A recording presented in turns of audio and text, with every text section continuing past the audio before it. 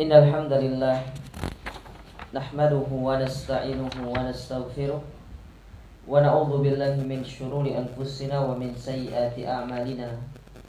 Man yahdihillahu fala mudilla lahu wa may yudlil fala hadiya lahu. Asyhadu an la ilaha illallah wahdahu la syarika lahu wa asyhadu anna Muhammadan 'abduhu wa rasuluh. Ya ayyuhalladzina amanu taqullaha haqqa tuqatih wa la tamutunna illa wa antum muslimun. Ya ayyuhan nasu taqu rabbakumul ladzi khalaqakum min nafsin wahidah wa khalaqa minha zawjaha wa batha minhuma rijalan katsiran wa nisaa'a wattaqullaha alladzi tasaaluna bihi wal arham innallaha kana 'alaikum raqiba.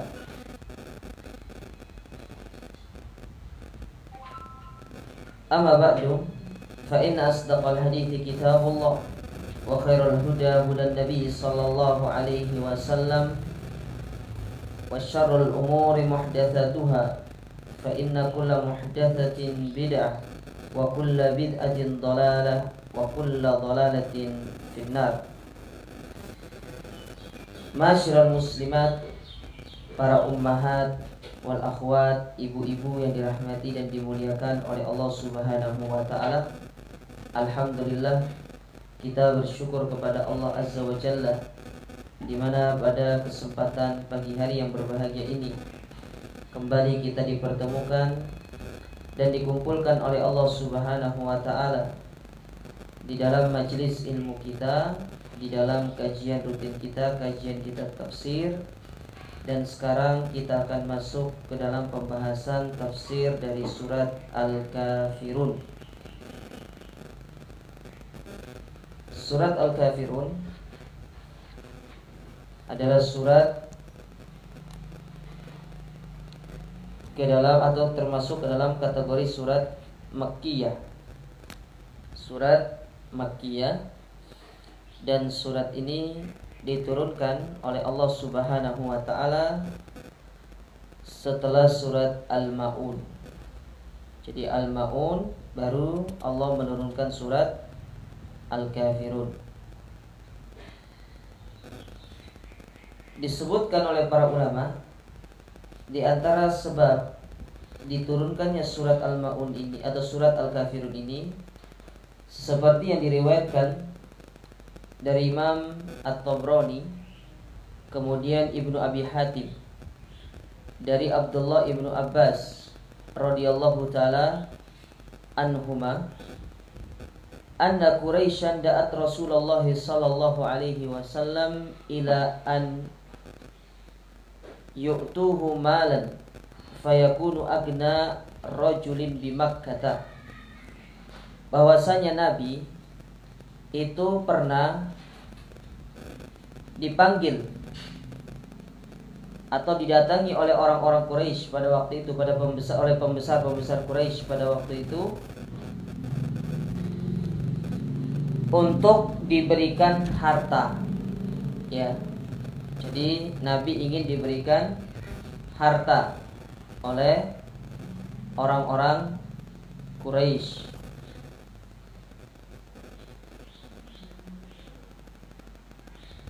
Supaya Nabi itu menjadi manusia yang paling kaya di kota Mekah pada waktu itu.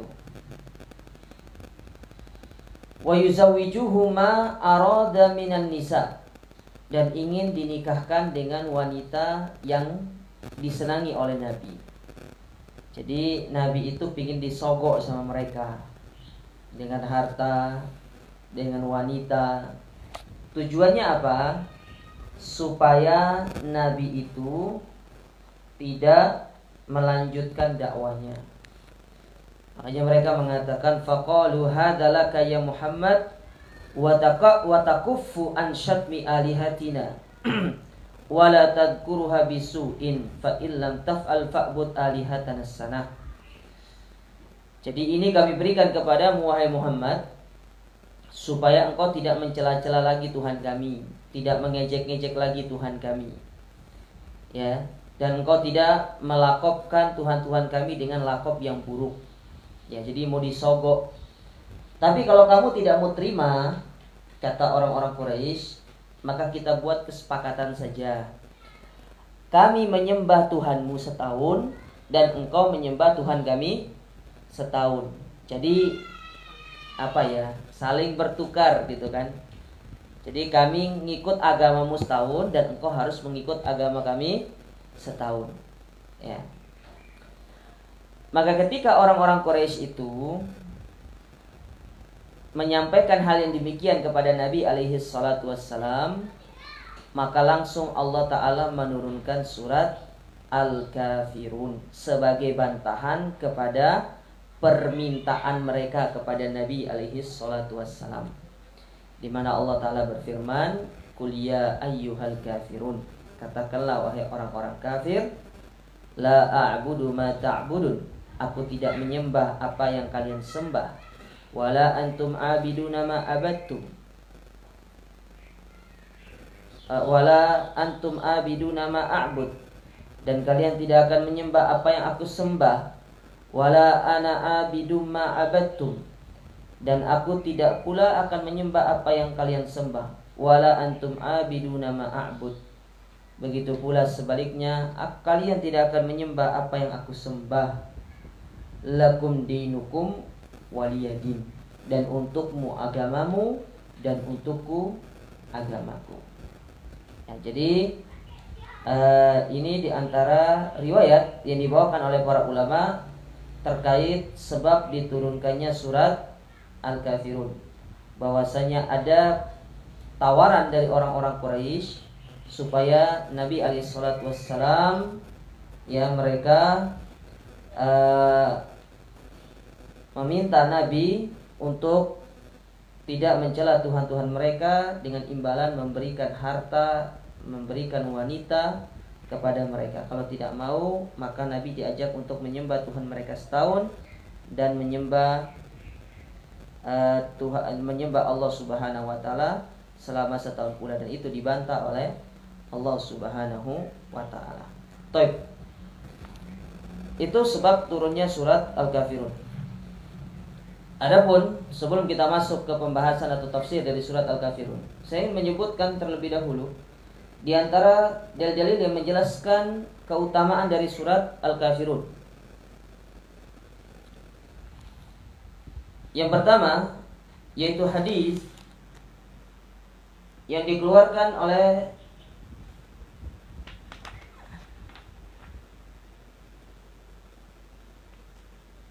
Al-Imam Muslim, yang dikeluarkan oleh Imam Muslim di dalam sahih beliau dalam kitab Salatil Musafirin wa Qasariha, bab istihbabu atau bab istihbabi rakaatay sunnatil fajri wal hathi alaihima, yaitu bab yang berkaitan dengan disunnahkannya mengerjakan 2 rakaat sunnah fajar, yaitu nomor hadis 726.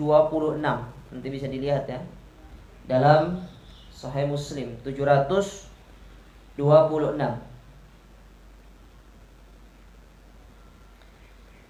Dan nanti bisa juga dilihat masih dalam Sahih Muslim nomor hadis 1218. 1218.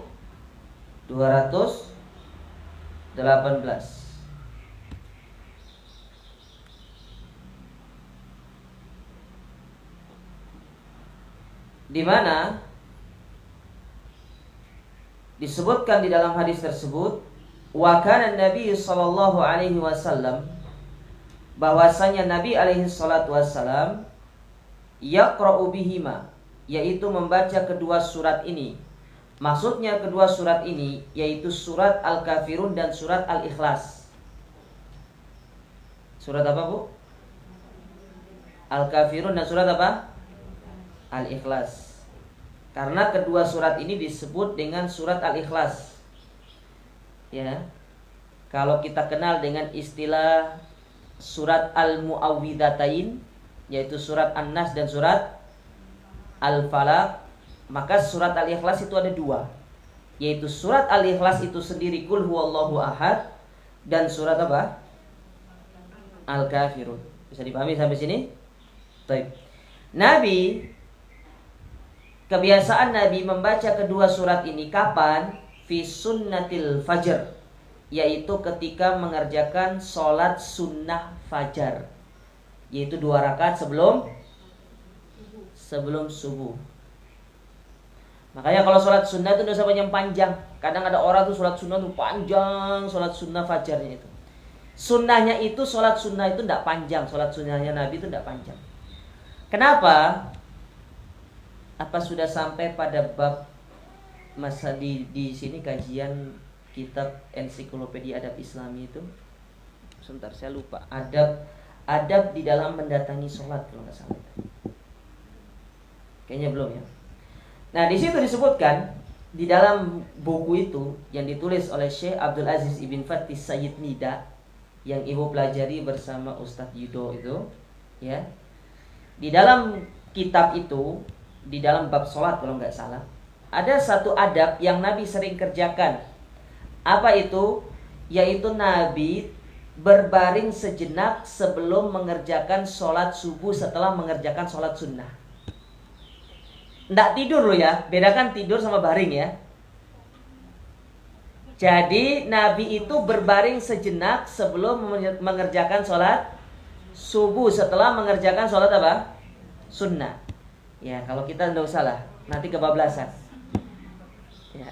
Ujung-ujungnya sholat subuhnya nanti bareng sama sholat duha di jamaah nanti. Ya.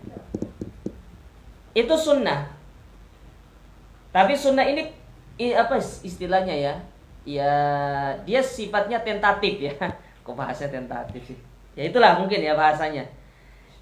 Ketika ibu bisa menjamin diri ibu tidak tidur ketika menunggu qomat, maka tidak ada masalah. Silakan berbaring. Berbaring sejenak. Ya. Silakan berbaring sejenak. Selesai sholat sunnah, jadi selesai azan. Sholat sunnah yang betul itu selesai azan. Paham ya? Kalau sebelum adzan itu bukan sholat sunnah fajar namanya, itu sholat tahajud namanya. Jadi bedanya tahajud sama sunnah fajar itu dipisah dengan apa? Adzan, ya, adzan ya. Kalau ada 2 adzan, maka adzan yang kedua yang betul, bukan adzan yang pertama. Karena adzan yang pertama itu untuk membangunkan manusia mempersiapkan diri melakukan sholat tahajud dan sholat yang lainnya. Bisa dipahami ya? Baik. Jadi sering dibaca oleh Nabi pada sholat sunnah fajar. Itu yang pertama. Yang kedua, ketika melakukan sholat sunnah maghrib. Sebelum atau sesudah? Sesudah. Qobliyah maghrib. Oh salah, Pak dia ya. Ibu-ibunya tidak tidur ini. Sayanya yang ngantuk atau ibu-ibunya yang tidur? Tidak tidur ini. Baik. Jadi sholat sunnah ba'diyah. Paham ya? Kemudian wa fi raq'atai tawaf, dan juga dibaca ketika seorang itu melaksanakan sholat sunnah tawaf. Tawaf. Ini tawafnya di Ka'bah, bukan tawafnya di kuburan loh ya. Apalagi tawafnya mengelilingi MCG gitu kan. Jogging maksudnya. Paham Bu? Jadi surat yang disunahkan dibaca ketika selesai tawaf itu adalah surat Al-Kafirun dan surat Al-Ikhlas ya. Jadi ibu selesai tawaf nih, ambil mikot. Setelah mikot ketemu Ka'bah, berdoa, tawaf keliling 7 putaran. Setelah itu langsung sholat sunnah di belakang Hijr Ismail. Bukan Hijr Ismail, di belakang makom Ibrahim, afwan. Ya, ada orang sering salah tentang makom itu. Kita tidak bahas makom ya. Makom artinya tempat berdiri maksudnya. Karena ada orang yang sering karena saking ingin terlihat pintar, ingin mencari pembenaran, katanya tidak boleh ada makam di dalam masjid. Itu makamnya Ibrahim katanya.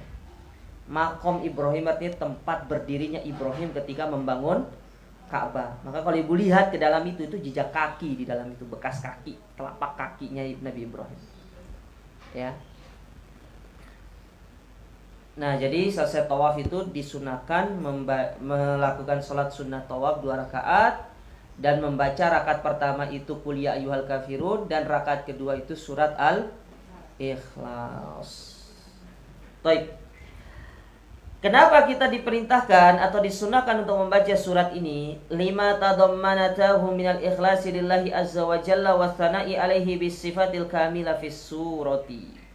Dikarenakan di dalam kedua surat tersebut itu menyanjung pujian, mengandung pujian dan mengandung keikhlasan di dalam kita beribadah hanya kepada Allah Subhanahu wa ta'ala.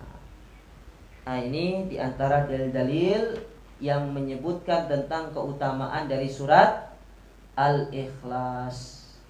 Ada juga dalil-dalil yang lain, misalkan seperti yang dikeluarkan oleh Imam An-Nasa'i, bahwasanya surat Al-Kafirun itu disunahkan untuk dibaca ketika sholat witir.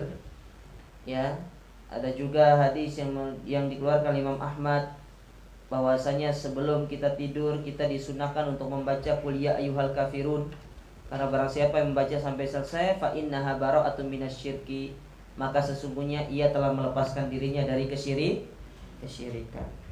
Ya, dan dalil-dalil yang lain yang menjelaskan tentang surat Al-Kafirun. Sampai di sini paham, Bu? Bu, paham, Bu? Paham tidak? Saya kecepatan ya. Dikurangi lagi anunya, speednya. Cukup? Ya, kan mahasiswi semua.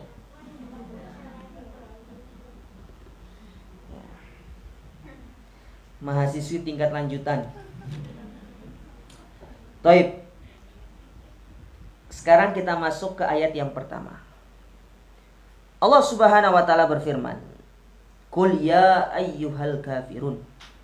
Katakanlah wahai Muhammad, wahai orang-orang kafir. Itu ada papan tulis ya. Bentar.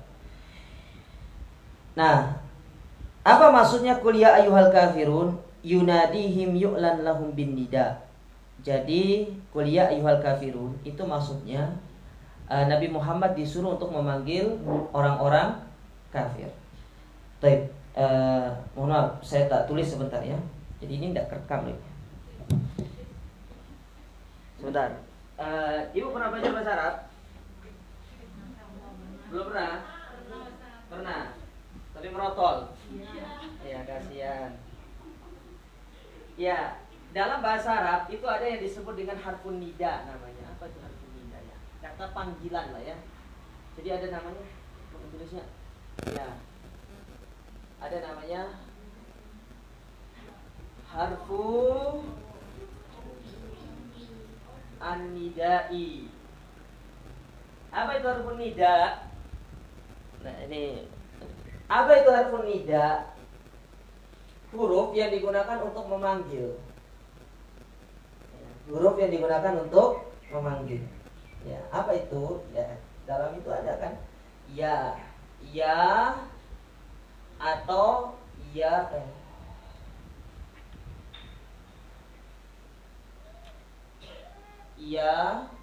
atau ya ayyuha.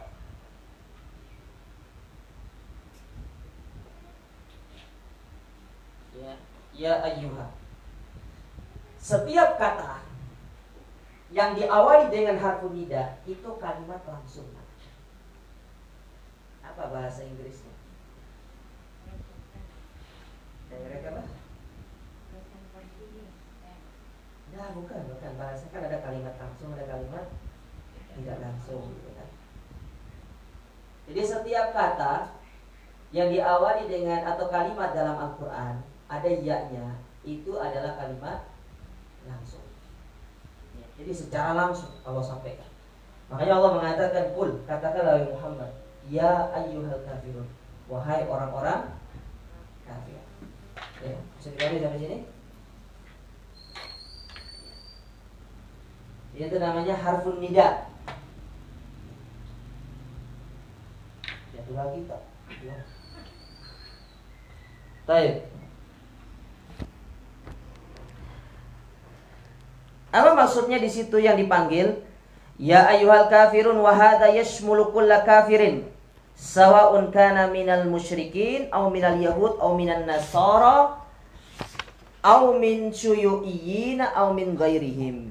Jadi ayat yang pertama ini Allah itu ingin memanggil kepada seluruh orang-orang kafir, tidak hanya orang masyarakat jahiliyah, tapi masuk ke dalamnya kafir. Jadi kafir, al-kafirun, ya. Ini nun ya. Ini nun ya. Nun saya begini. Karena ada orang yang nunnya memang suka begini. Ya, nun saya begini. Mohon maaf ibu ya. Ini sudah tingkat dewa sudah nulisnya. Ya kita orang itu. Ya. Jadi kafir di sini masuk ke dalamnya siapa? Al-musyrikun. Ya. Siapa al-musyrikun itu? Ya Abu Lahab, Abu Jahal beserta kongsi-kongsinya itu. Itu musyrik. Kenapa mereka dikatakan musyrik? Karena mereka menyembah kepada selain Allah. Karena mereka itu mempersekutukan Allah dengan makhluk. Masuk ke dalamnya juga siapa? Al-Yahud. Siapa itu Al-Yahud? Ahlan wa sahlan wa marhaban. Nah ini mahasiswa yang telat ya. Ya. Ibaratkan malaikat sedang tunggu di pintu masjid khutbah Jumat ini ya nggak dapat. Wala talqar wala unta. Ya. Jadi Yahud. Apa belajar bahasa Arab sama saya kan? Ya, tapi jangan belajar keterusan ya. Tidak bisa disuruh pulang. Disuruh pulang. Kejam ini kejam. Jadi guru harus kejam. Kata Imam Syafi'i itu isbir ala muril jafa min mu'allim fa inna rusubal ilma ala nafarati. Sabarlah terhadap perlakuan guru, karena menetapnya ilmu itu bagaimana kita sabar dalam menyikapi guru. Saya sudah sabar dalam menyikapi guru-guru saya, Bu. Ya. Sampai saya disuruh wudu ketika saya lagi ngantuk pas ikut kajian. Wajar. Baik, masuk ke dalamnya juga siapa? An-Nasara.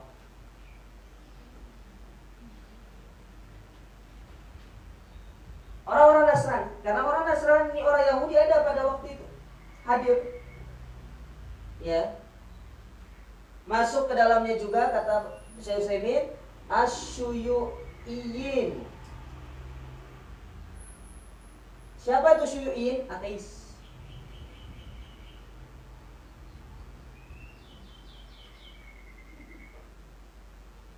Sehingga ibu perhatikan ya ayat ini. Surat ini itu tidak hanya, meskipun secara konteks itu ditujukan kepada orang yang hidup di zaman itu, tapi secara makna ini berlaku sampai sekarang. Bisa dipahami ya? Berlaku sampai sekarang dan sampai nanti hari kiamat. Bisa dipahami ibu-ibu? Bisa baca tulisan saya? Itu tulisan profesor gitu ya. Ya, nah ibu-ibu masih tingkatannya ya PAUD ya, sabar wah.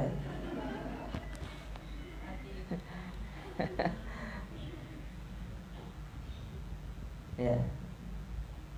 Nah, ini kurang panjang ini kabelnya nih, harus beli yang panjang harusnya biar bisa dibawa ke sana. Ya, infak Bu. Beli mic itu ibu sama 10.000 bisa beli. Ya, harganya cuma 150.000 kok. Mic yang panjang kabelnya itu. Taib. Ya, jadi apa maksudnya kuliah ayyuhal kafirun? Katakanlah wahai orang-orang kafir. Maksudnya adalah katakanlah kepada mereka orang-orang yang berbuat syirik kepada Allah, baik itu juga orang Yahudi, orang Nasrani, orang ateis dan yang selainnya, karena semua itu dikategorikan sebagai orang kafir. Karena orang yang tidak beriman itu namanya apa? Kafir. Apa sih artinya kafir itu, Bu? Apa sih artinya kafir itu? Kita kan sering nggak ngerti apa sih artinya kafir itu. Saya hapus ini ya? Sudah? Ibu pasti nggak tulis pakai bahasa Arab. Karena saya yakin tulisan ibu seperti cakar bebek.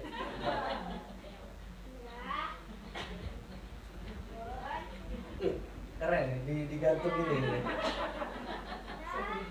Ini namanya tidak ada rotan, benang pun jadi. Ya. Kafir, ya. Kafir. Kafirun. Ustaz tuh enak sekali nulisnya. Ya memang gitu kita. Jadi sudah bukan nulis lewat sini kita sebelah sini sudah nulisnya. Jadi kalau nulis itu mau khutbah Jumat apa segala macam itu jarang kita pakai bahasa Indonesia. Kita rata-rata lewat sudah semua pakai bahasa Arab. Jadi kalau hilang itu nggak ada yang bisa baca, dikira nanti jimat. Kafir ini dalam bahasa Arab disebut dengan ismun fa'ilun. Apa itu isim fa'il? Pelaku.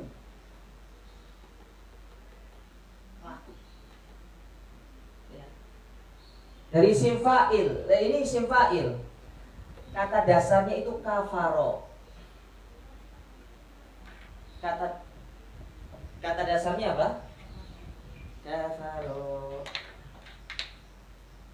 Terus belajar bahasa Arab sama saya kan? Ya, hadza kitabun. Hadza qalam. Ya, apa sih artinya kafaro itu? Artinya kafaro itu artinya mengingkari.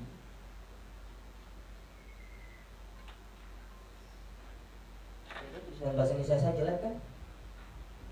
Mengingkari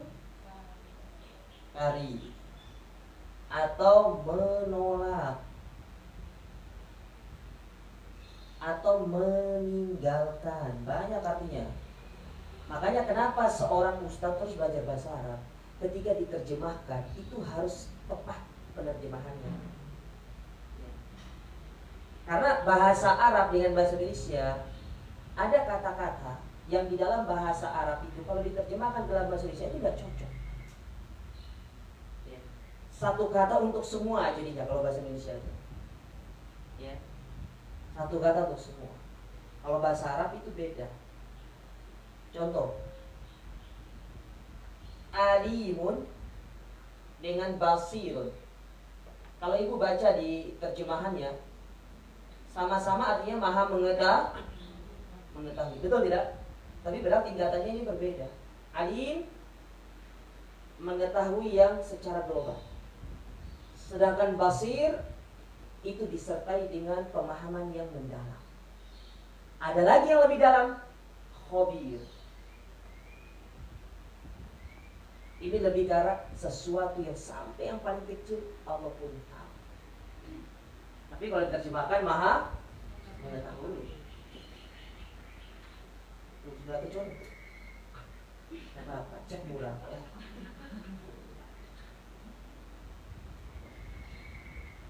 Jadi kafaro atau kafir apa artinya? Menolak. Sedangkan mukmin itu artinya menerima. Makanya kenapa dikatakan orang kafir? Karena mereka menolak untuk beribadah hanya kepada Allah dan lebih beribadah kepada Tuhan selain Allah Ta'ala. Makanya mereka disebut dengan orang kafir. Bisa dipahami sampai sini, Bu? Makanya kenapa kita dikatakan orang mukmin? Karena kita menerima, taat, beribadah hanya kepada Allah, menyembah hanya kepada Allah Ta'ala. Sementara mereka, kenapa mereka dikatakan orang kafir? Karena mereka tidak mau beribadah dan menyembah kepada Allah Subhanahu wa Ta'ala. Sampai sini paham ya? Jadi makna dari kafir atau kafir itu artinya apa? Mengingkari, menolak atau meninggalkan. Ya. Makanya orang-orang kafir disebut dengan apa? Orang-orang yang mengingkari beribadah hanya kepada Allah, atau dia menolak untuk menyembah hanya kepada Allah, atau dia meninggalkan ibadah kepada Allah Subhanahu wa Ta'ala. Sampai sini ngerti? Ngerti, Bu? Nggak ngerti? Ya sudah, sabar aja. Baik.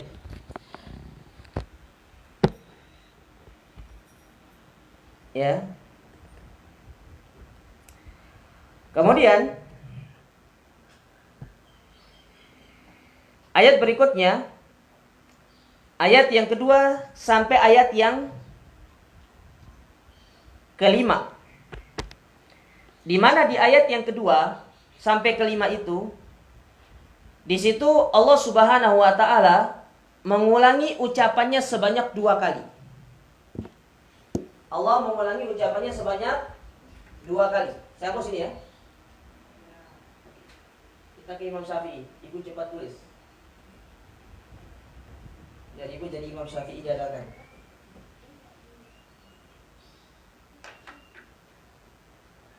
Perhatikan ayat kedua.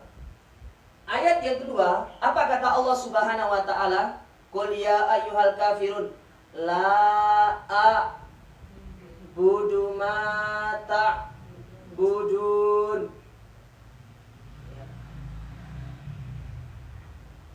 Lalu ayat yang ketiga apa kata Allah? Wala, baca. Wala antum abidu, ya, abidu nama a'bud. Ayat yang keempat, wala ana abidum.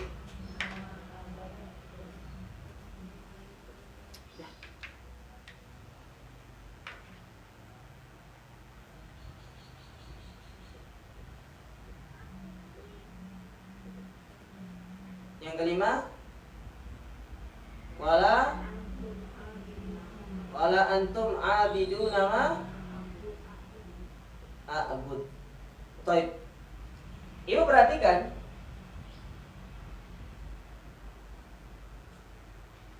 ayat 23 dan 3 ayat 23 dan 4 5.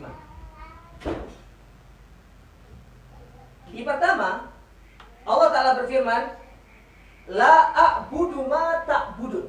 Aku tidak menyembah apa yang kalian sembah. Sementara di ayat yang keempat, wala ana abidu ma abattum. Artinya sama, aku tidak menyembah apa yang kalian. Tapi coba secara tulisan sama atau tidak? Itulah rahasianya ada di situ. Seperti ayat yang ini, ya, ini sama, cuma maknanya beda. Ya, Ustaz, apa bedanya Ustaz? Apa bedanya? Beda yang pertama, yang atas. Ketika Allah menyebutkan tentang aku menyembah, Allah menggunakan kata-kata a'bud. A'bud dalam bahasa Arab ini disebut dengan fi'il mudhari'. Apa itu fi'il mudhari'? Kata kerja yang menunjukkan waktu sekarang. Bisa dipahami sampai sini? Paham tidak? Paham tidak? Nggak ngerti kan? Kalau ini nggak ngerti susah ya. Kata kerja dalam bahasa Arab itu ada 3. Ada kata kerja lampau yang disebut dengan fi'il madhi. Nggak usah dipahami fi'il madhinya, cukup lampau ini aja ya, bahasa Arab, bahasa Indonesia aja. Ada yang disebut dengan fi'il mudhari' yang disebut dengan kata kerja yang sekarang, artinya yang sedang terjadi. Ada namanya fi'il amr, yang itu menunjukkan tentang kata kerja perintah, ya, kata kerja perintah. Jadi harus belajar bahasa Arab ini. Kalau nggak belajar bahasa Arab tidak akan nyambung-nyambung. Ibarat kata saya pakai pasca bayar, ibu pakai prabayar, habis banyak ya, nggak bisa. Ya pun ini. Setelah itu pulang ibu tuh minum Bodrek sudah.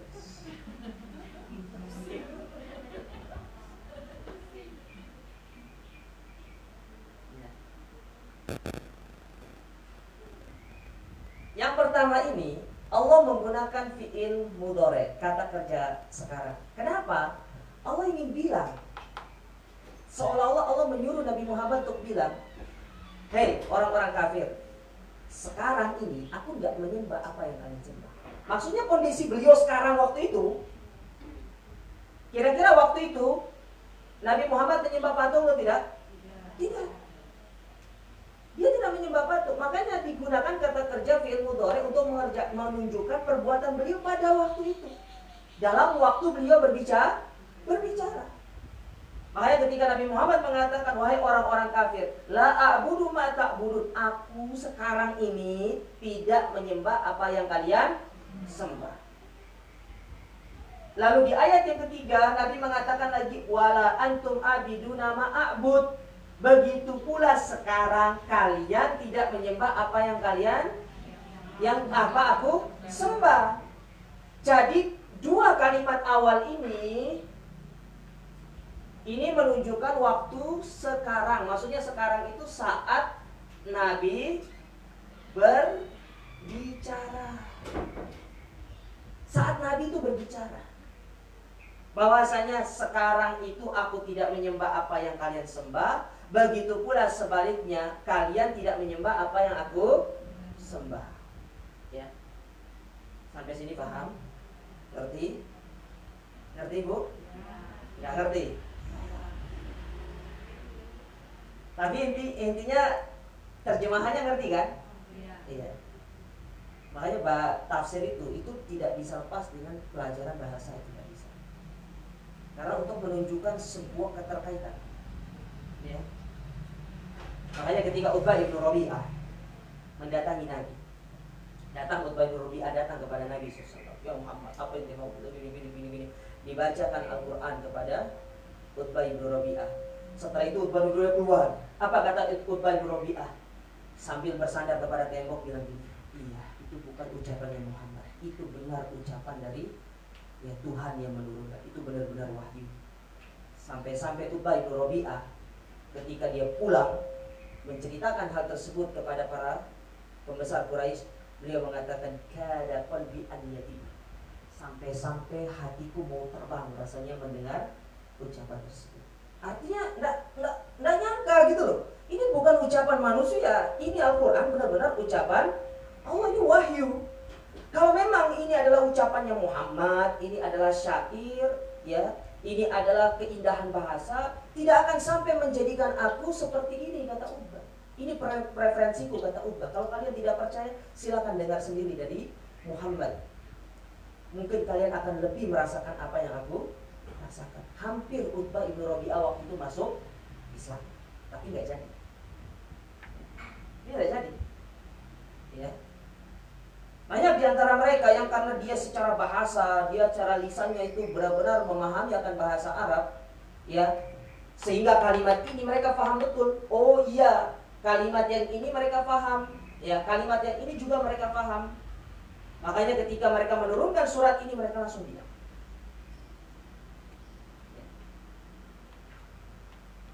2, 3 itu menunjukkan tentang ucapan Nabi yang menunjukkan kondisi beliau saat berbicara. Sedangkan 3, 4, nah ini dia. 3, 4 ini kata para ulama, 3, 4, 4, 5 ini kata para ulama, ini adalah jawaban Allah kepada mereka. Apa sih jawaban Allah? Allah memvonis mereka tidak akan pernah beriman kepada Allah. Itu maksudnya. Jadi kalau bisa disimpulkan begini, 2, 3 ini Allah ingin menyuruh Nabi Muhammad mengatakan bahwasanya kalian tidak menyembah apa aku sembah, kemudian aku tidak menyembah apa yang kalian sembah. 4, 5 Allah ingin mengabarkan kepada mereka orang-orang Quraisy bahwasanya kalian tidak akan pernah beriman selama-lamanya. Kalian akan meninggal di atas kekufuran kalian. Makanya benar, mereka meninggal di dalam perang Badar. Jadi ini adalah vonis dari Allah Ta'ala bahwasanya mereka itu tidak akan pernah beriman selama-lamanya. Ya, yang ini nih, ayat yang kelima. Nah, coba lihat pembesar-pembesar Quraisy, Abu Jahal, siapa lagi? Utbah ibnu Rabi'ah. Ya. Kemudian para pembesar yang lainnya, Al-Walid. Ya. Mereka meninggal, bukan meninggal, tapi tewas. Kita bahasakan tewas saja. Kasar Ustaz. Iya, memang tewas. Ya. Mereka meninggal atau mati di dalam perang Badar. Ya. Sampai sini paham? Yang penting ada yang ngerti sedikitnya, tidak masalah.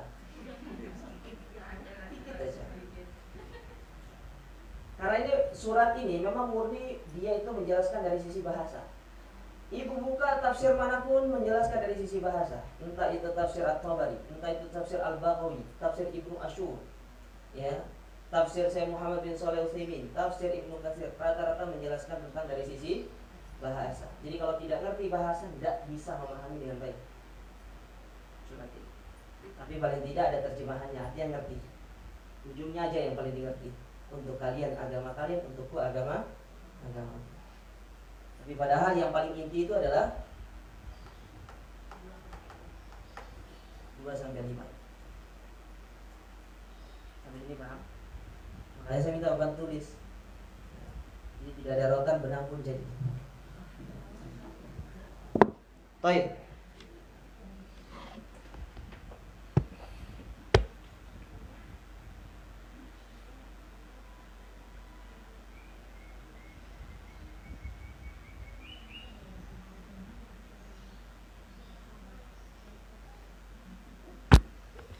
Kemudian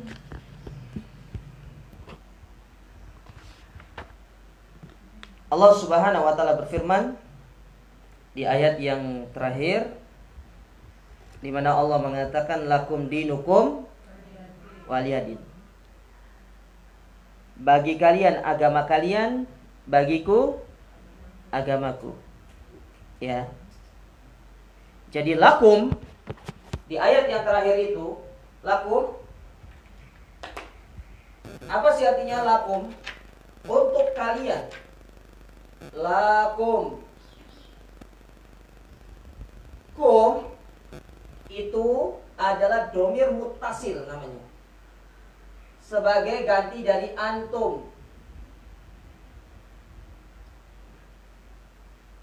Ya, sebagai ganti dari apa?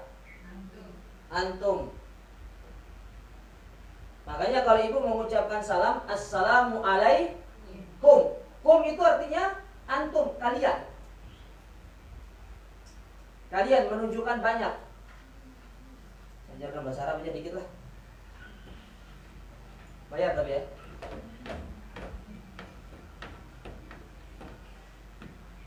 Di dalam bahasa Arab itu orang-orang itu dibagi 3. Yang pertama,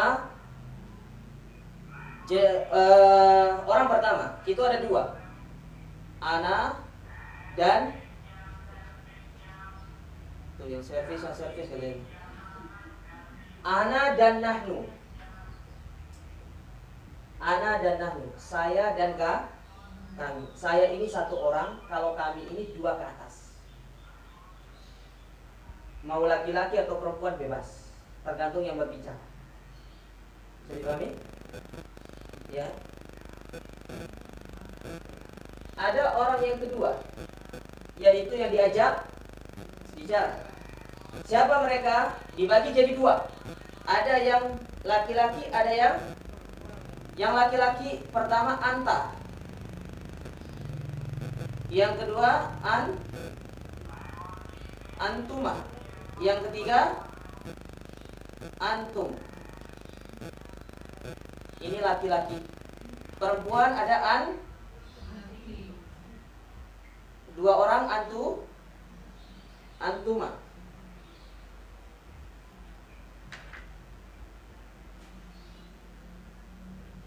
Sedangkan banyak orang apa namanya? Antunna. Sedangkan orang ketiga ada namanya huwa. Huma, hum, hiya, huma, hunna. Ya. Difoto saja, tidak usah ditulis. Kalau ingin biar lebih cepat. Foto saja. Ya. Nah,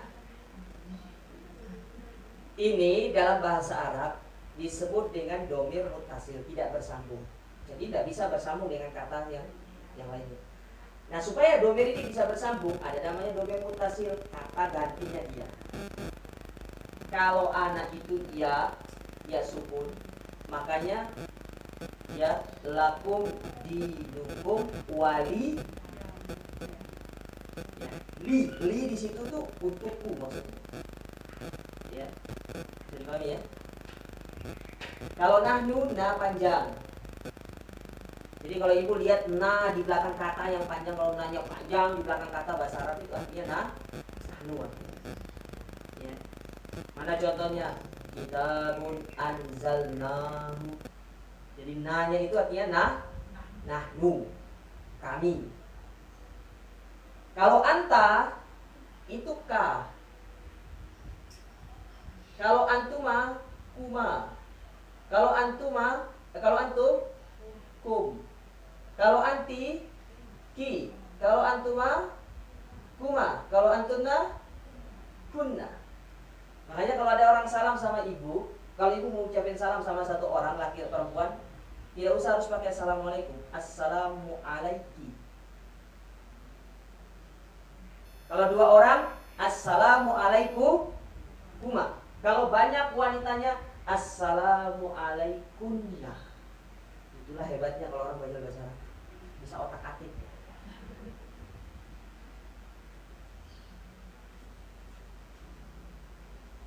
Jaza.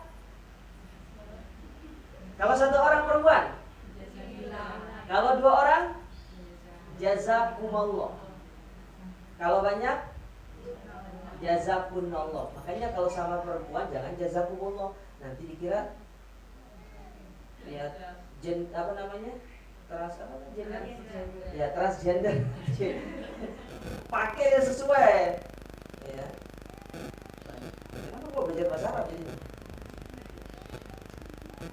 Saya tidak buka kelas bahasa Arab, mohon maaf. Ya, bos ya. Ya. Jadi lakum dinukum, lakum dinukum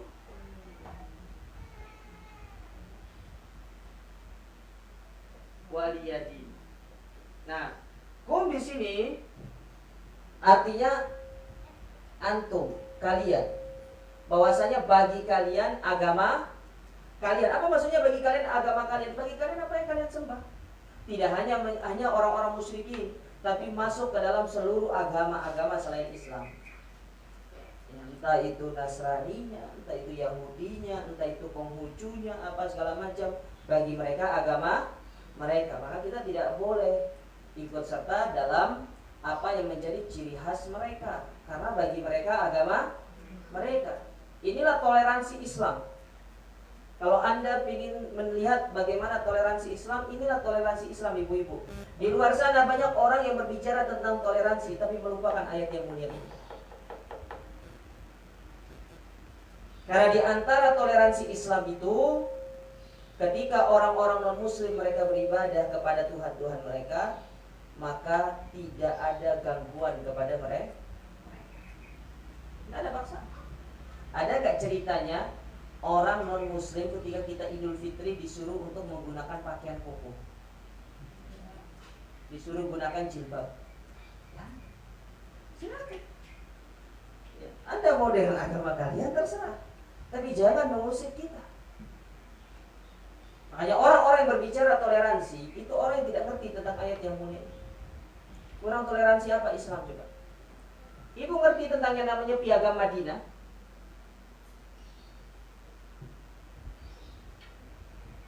Yang dibuat oleh Nabi, yang disebut dengan Wasiqatul Madinah. Nabi membuat Wasiqatul Madinah. Tujuannya buat apa? Untuk mengakomodir seluruh agama yang ada di kota Madinah, supaya mereka mendapatkan keadilan di dalam agama mereka. Kalau andainya Nabi mau ya di situ mengusir mereka, mau mengintimidasi mereka, Nabi mampu, karena pada waktu itu Nabi memiliki kekuatan. Tapi dibuatnya Wasiqatul Madinah, piagam Madinah, untuk menunjukkan Islam itu agama yang toleransi. Kalian beragama silahkan, tidak ada yang melarang. Ya. Tapi kalau kalian tidak mau masuk Islam, silakan kalian membayar jizyah, membayar upah sebagai bentuk keamanan dari kalian.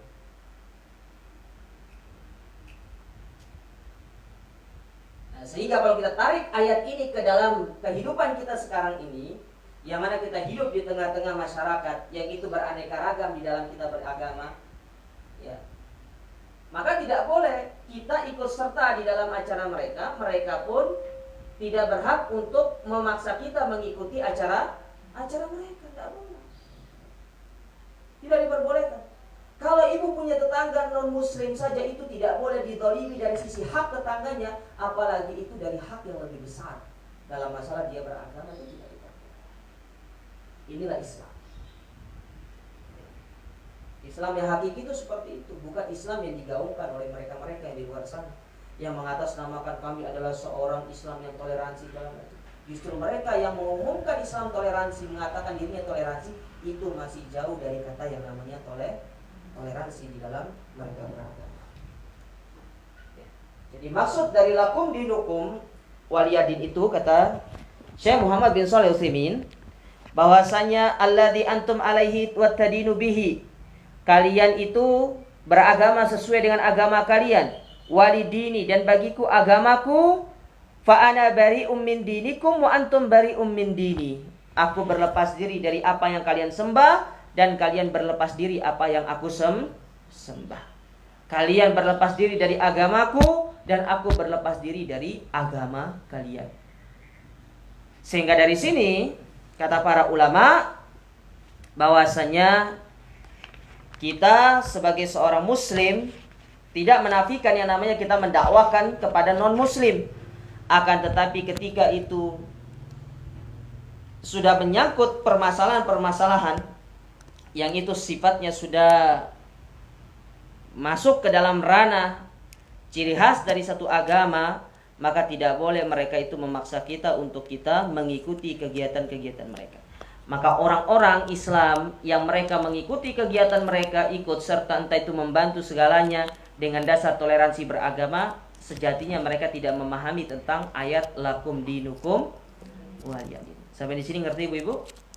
Jadi toleransi itu tidak harus mengorbankan akidah, tidak harus mengorbankan agama. Tapi toleransi yang benar itu ketika seorang mempertahankan agamanya karena Allah Subhanahu wa ta'ala. Jangan karena diiming-imingi, ayo ikut ya, nanti ada bebek goreng di sana, beli banyak bebek goreng itu. Ya. Jadi jangan, ya. Itu yang perlu untuk kita perhatikan ibu-ibu. Jadi ayat yang mulia ini atau surat Al-Kafirun ini mengajarkan kepada kita tentang sebuah keikhlasan yang benar-benar sejati di dalam kita beribadah kepada Allah, dan benar-benar kita toleransi di dalam kita menyikapi orang-orang yang berbeda dengan kita dengan toleransi yang benar, yang tidak akan menyinggung akidah-akidah kita. Ya, dan ayat dan surat yang mulia ini benar-benar mengajarkan kepada kita untuk kita berpegang teguh dengan apa yang kita sembah, dan kita tidak boleh ikut serta ataupun kita tidak boleh ya bergabung bersama mereka-mereka ketika mereka melakukan kesyirikan mereka kepada Allah Subhanahu wa ta'ala. Baik, ini tafsir singkat ya. Kalau panjang lebar ya bukan. Tafsir singkat dari surat Al-Kafirun, yang mana surat Al-Kafirun ini adalah surat yang menjelaskan tentang keikhlasan kepada Allah Subhanahu wa ta'ala. Jadi nasihat saya ibu-ibu ya, meskipun mahasiswanya sudah tingkatan lanjutan, tolong belajar bahasa Arab biar ngerti, biar paham ya. Cari guru yang sabar menghadapi ibu-ibu ya. Karena kalau saya yakin hari ini belajar hadihi, sebulan kemudian belum tentu ingat. Keluar dari kelas sudah lupa semua. Tapi kalau harga lombok, harga terasi ingat. Apa? Allah taala alam. Nah, sampai di sini silakan kalau ada ingin bertanya kami persilahkan. Wallahu taala a'lam bishawab.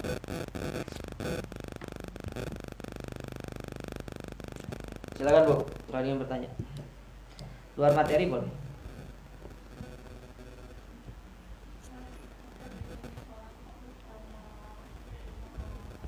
Sholat apa? Apa? Sholat syuruk. Ya, gimana? Kenapa dengan sholat syuruk?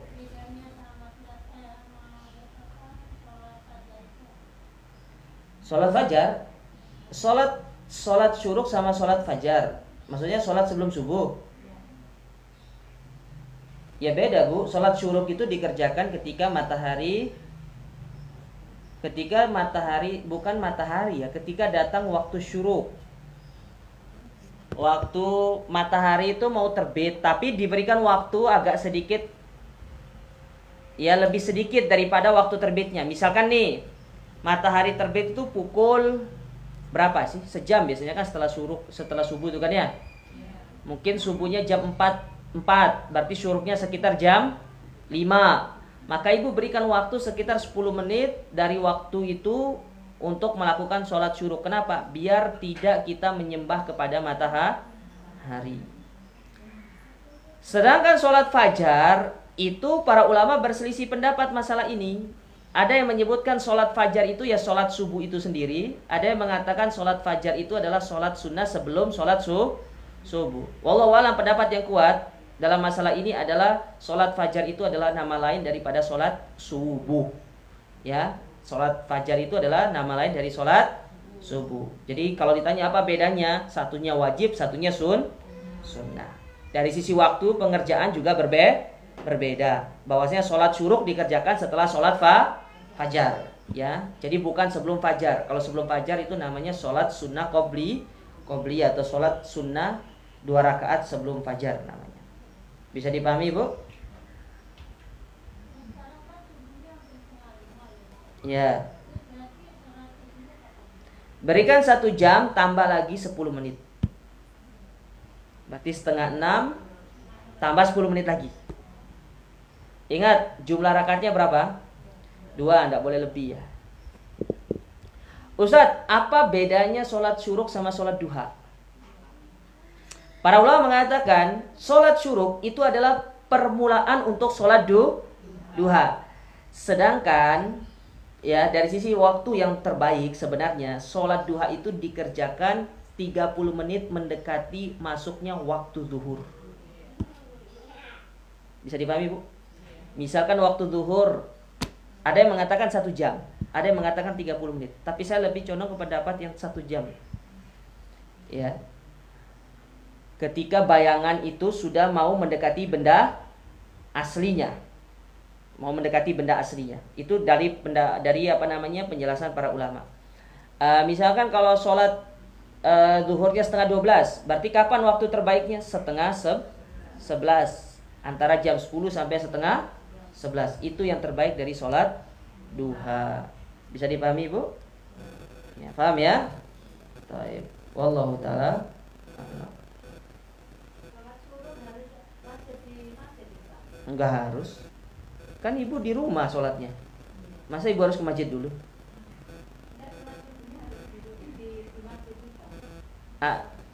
Kalau laki-laki sholatnya itu di masjid, yang lebih afdol itu memang dia menanti sampai datangnya waktu syuruk. Ya, dari subuh itu sampai datang waktu syuruk di masjid itu bagi laki-laki. Tapi kalau perempuan sholatnya di mana? Di rumah. Maka sholatnya juga di rumah. Sholat syuruknya juga di rumah. Ya. Tapi kalau bapaknya misalkan ya karena di masjid mungkin kebelet, mungkin ya pingin pulang, ya maka tidak masalah nanti sholat syuruknya apa di rumah, tidak ada masalah. Ya, tidak ada masalah. Jadi tergantung orangnya Bu. Kalau laki-laki ya dianjurkan di masjid sholat syuruknya sekalian ketika selesai sholat subuh. Tapi kalau ibu-ibu karena sholatnya di rumah, maka sholat syuruknya juga di rumah. Bisa dipahami ya?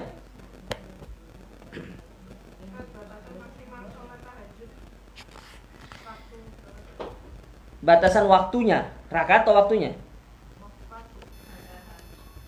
Kalau waktunya kata para ulama yaitu sampai mendekati waktu subuh itu masuk. Adanya jam berapa?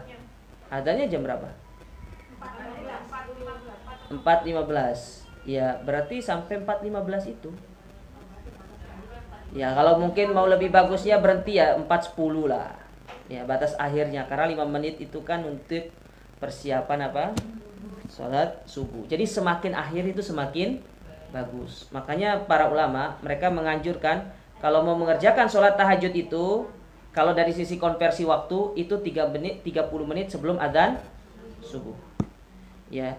Ya, jadi supaya lebih tenang, lebih nyaman, ya sudah, sholatnya 20 menit saja, nanti sisanya itu dipakai untuk berdoa kepada Allah Subhanahu wa taala. Itu yang paling bagus. Jadi semakin akhir semakin bagus. Bukan berarti tidak boleh di awal-awal, silakan. Tapi semakin akhir itu semakin bagus. Ya, semakin afdol. Kenapa?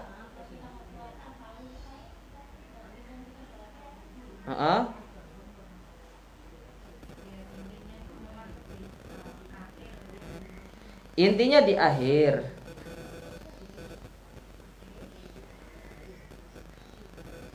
Ya, intinya di akhir. Ya, makanya kalau bangunnya lebih cepat, jadi masakannya disiapin dulu. Nanti setelah itu melakukan kalau sudah tahu diri mau puasa, Bu, jangan panjang-panjang sholatnya. Nanti keburu habis waktu, tidak sempat sahur. Ya. Nanti sholat dulu berapa rakaat, setelah itu sahur, baru setelah itu berdoa sebelum datang waktu subuh. Bisa dipahami? Baik. Ada lagi yang ingin bertanya? Ya, monggo. Ya. Enggak, itu enggak berlaku. Karena yang lebih ditekankan masalah itu adalah untuk menunaikan hajat. Ustaz, matikan air kan hajat. Ya, bukan hajat itu maksudnya. Karena di zaman Nabi enggak ada keran untuk mematikan air, ya. Ya, tidak masuk ke dalam pembahasan itu. Tapi kalau mau membaca itu lebih bagus, biar dapat pahala. Ya. Tapi kalau secara penjelasan para ulama, bukan itu maksud dari hadisnya. Hadisnya itu menjelaskan tentang yang mau menunaikan hajat, baik itu hajatnya berupa dia buang air besar kecil ataupun dia mau mandi. Bisa dipahami ya? Karena di zaman dulu nggak ada ceritanya membersihkan kamar mandi. Karena di zaman Nabi itu kan sudah pasir. Jadi kalau airnya mandi langsung terserap pasir. Kalau sekarang tidak, pakai keramik. Kadang-kadang di dalam kamar mandi itu pakai granit. Subhanallah, granit kamar mandi itu. Ya, saya tuh sampai bingung gitu kan ya. Ya, luar biasa. Bahkan di kamar mandi itu batu alam ditaruh. Saking kayanya tuh, pakai emas kan. Saya kalau ada kamar mandi demikian saya mau, biar saya congkel emasnya ternyata. Lumayan. Ya, dijual buat modal, Bu. Modal usaha ya, bukan modal kawin lagi maksudnya.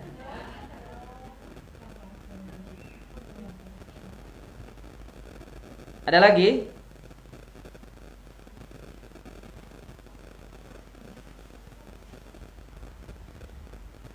Baik, di sini ada pertanyaan. Saya bacakan aja pertanyaannya. Seorang wanita dengan A. Kok seorang wanita dengan A maksudnya gimana? Oh ya, seorang wanita menikah dengan A. Suatu saat dia berzina dengan B. Jadi dalam kondisi masih memiliki ikatan perkawinan. Dan dari perzinahan tersebut wanita ini hamil. Wanita ini mengakui perbuatannya dengan A. Mengakui perbuatannya dengan B dan meminta maaf kepada A. Anak yang dilahirkan ternyata putri. Pertanyaannya, kepada siapa anak tersebut dinasabkan? Yang kedua, ketika anak tersebut nanti menikah, siapakah yang menjadi wali nikahnya? Apakah A menjadi mahram bagi anak tersebut? Apakah B wajib bertanggung jawab atas nafkah anak tersebut? Ini nih beratnya perzinahan tuh ya gini. Yang pertama, perbuatan zinahnya itu hukumnya dosa besar. Kalau dia kalau diterapkan syariat Islam, maka dia harus dirajam sampai mati perempuannya itu. Tapi kalau si B-nya mungkin tidak tahu, kalau dia belum menikah maka dicambuk 100 kali. Tapi kalau sudah menikah maka sampai mati kedua-duanya. Yang kedua, hamil. Bagaimana status anaknya? Status anaknya anak haram. Ketika dia lahir tidak dinasabkan kepada kedua laki-laki tersebut, tapi dinasabkan kepada ibunya. Ya. Hamil di luar nikah sama di dalam nikah itu sama. Cuma beda dari sisi hukumannya saja. Kalau hamil sebelum nikah itu dirajam 100 kali. Tapi kalau hamil di dalam nikah dia kalau hamil di luar nikah dicambuk 100 kali. Tapi kalau hamil di dalam nikah dia dirajam sampai mati. Seperti kisahnya seorang wanita pezina yang dia hamil, dia sudah menikah lalu ingin minta supaya ditegakkan had. Sementara dia dalam kondisi hamil. Nabi menyuruh dia pulang dulu, lahirin dulu. Setelah lahirin, datang lagi dia untuk minta dirajam. Kata Nabi, pulang dulu, susui dia. Ya, setelah selesai disusui, datang lagi orang tersebut minta untuk dirajam. Padahal Nabi suruh pulang itu maksudnya tidak usah dihukum. Karena kamu sudah mengakui kesalahanmu dan semoga engkau bertobat kepada Allah, tidak usah diceritakan sama yang lainnya. Ya, maksudnya begitu. Tapi karena orang ini pingin membersihkan dirinya, maka Nabi pun menunaikan hukuman tersebut, maka dia dirajam sampai mati. Ya. Jadi anak tersebut tidak dinasabkan kepada bapak biologisnya ataupun kepada suami si ibu. Suami dari ibunya itu tidak, tapi dinasabkan kepada ibunya. Kalau nanti menikah pakai wali hakim. Ya. Kalau menikah pakai wali hakim. Kalau si suami dari ibunya yaitu suami pertama dari ibunya itu dia meninggal, maka si anak ini tidak mendapatkan harta warisan. Tidak mendapatkan harta warisan. Ya, statusnya sama. Statusnya sama seperti ini. Seorang wanita berzina, hamil dan menikah dengan yang menzinahi dia. Berarti ayah biologis dari anak yang dikandung. Ya. Ketika dia menikah ini nanti tidak boleh dinasabkan kepada si bapak ini meskipun ini adalah bapak biologisnya. Ini yang pertama. Yang kedua, kalau bapak ini meninggal tidak mendapatkan harta warisan. Yang ketiga, kalau dia menikah bapak ini tidak boleh memberikan wali meskipun itu adalah anak biologisnya dia. Dan anak ini tidak boleh meminta wali kepada saudara dari ibunya, tidak boleh. Tapi harus wali hakim. Ya, dia harus wali hakim. Ya.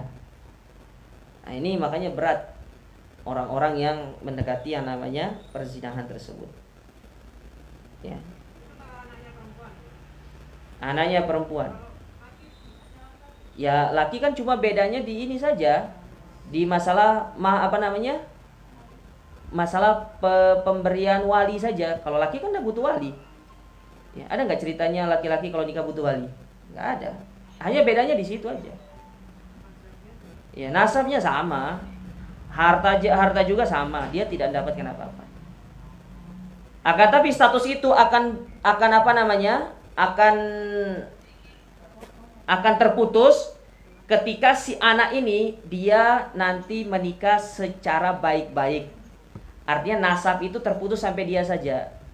Ya, dia statusnya anak haram itu hanya ketika di saat dia saja. Tapi kalau dia nanti menikah dengan baik, ya dia tidak hamil di luar nikah, dia menikah dengan pernikahan yang sah dengan syar'i, maka anak yang dilahirkan dari anak haram tadi itu sudah statusnya berubah menjadi anak yang baik. Ya, bisa dipahami ya. Dan apakah dia bertanggung jawab atas nafkah dari anak tersebut? Wallahu alam, dalam masalah ini para ulama menyebutkan ya diantaranya sebab mayoritas ulama mengatakan dia tidak bertanggung jawab ya atas nafkah anak tersebut, tapi yang bertanggung jawab itu si ibunya itu bertanggung jawab kepada anak yang dikandungnya tersebut. Ya, maka ini berbahaya ya. Berarti ke saudara seibu juga nggak boleh, kakaknya atau adiknya? Tidak boleh. Ya, tidak diperbolehkan. Kemudian di sini ada pertanyaannya lagi, apakah si A itu menjadi mahram bagi anak tersebut? Ya, apakah si A itu mahram bagi anak tersebut? Wallahu alam, saya dalam masalah ini saya kurang yakin, karena status mahram itu dia dikatakan mahram kalau dia itu lahir dari hasil yang gini loh, maksudnya ini statusnya kan dia sudah menikah. Ya toh, tapi dia memiliki hubungan gelap dengan laki-laki lain, ya. Dia memiliki hubungan gelap dengan laki-laki lain. Maka anak ini apakah bisa dikatakan mahram kepada suami yang pertama atau tidak? Walau alam dalam masalah ini saya tuh kurang yakin. Tapi dari apa yang disebutkan oleh para ulama, dia statusnya mahram terikat. Apa sih mahram terikat itu? Selama dia si suami yang pertama ini menikah dengan ibunya, maka dia sebagai mahram dia, ya. Tapi setelah itu dia tidak menjadi mahram kalau bercerai. Tidak seperti anak yang dihasilkan dari pernikahannya, maka dia akan menjadi mahram selama-lamanya. Bisa dipahami ya? Ya. Maka ini ribet masalah-masalah seperti ini nih. Ya, sebaiknya tidak usah ada pertanyaan-pertanyaan kayak gini lagi lah, gitu kan? Ya, artinya kalau tidak ada pertanyaan ini berarti tidak ada kejadian seperti ini. Ya, makanya pentingnya seorang kita terutama orang tua menjaga anak perempuannya untuk benar-benar ya menjauhkan diri dari yang namanya pergaulan-pergaulan yang tidak baik. Ya, karena inilah berbahayanya. Ya, pergaulan yang tidak benar itu bisa melahirkan jenis kelamin yang lain.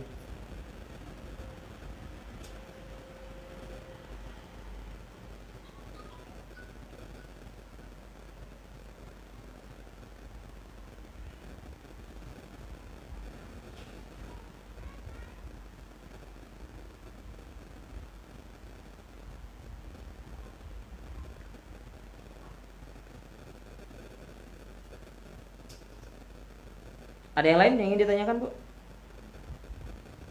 Satu lagi mungkin? Cukup? Cukup atau tidak? Ragu-ragu ibu-ibu. Saya tidak ngajar bahasa Arab loh, Bu ya.